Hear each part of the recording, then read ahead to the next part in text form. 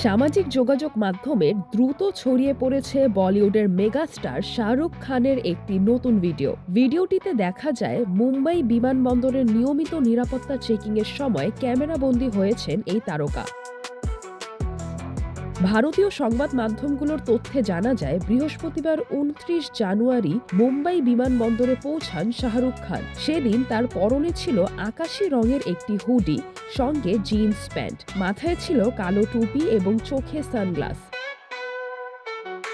Viral হওয়া ভিডিওতে দেখা যায় নিরাপত্তা চেকিংয়ের সময় এক নিরাপত্তা রক্ষী শাহরুখ খানকে থামিয়ে সানগ্লাস খুলতে বলেন। এমন পরিস্থিতিতে কোনো বিরক্তি বা আপোষের ভঙ্গি না দেখে সম্পূর্ণ স্বাভাবিকভাবেই নিরাপত্তা রক্ষীর নির্দেশ মেনে নেন তিনি। কোনো তর্ক বিতর্কে না জড়িয়ে হাসি মুখে সানগ্লাস খুলে দেন শাহরুখ।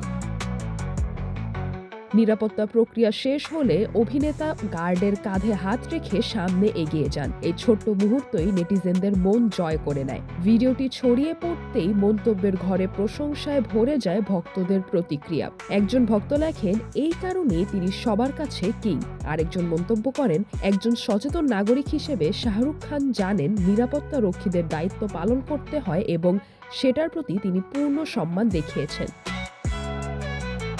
শাহরুখ খানের এই সাধারণ কিন্তু ভদ্র আচরণ আবারও প্রমাণ করে জনপ্রিয়তার শীর্ষে থেকেও শিষ্টাচার বজায় রাখাই তাকে অন্যদের থেকে আলাদা করে তোলে।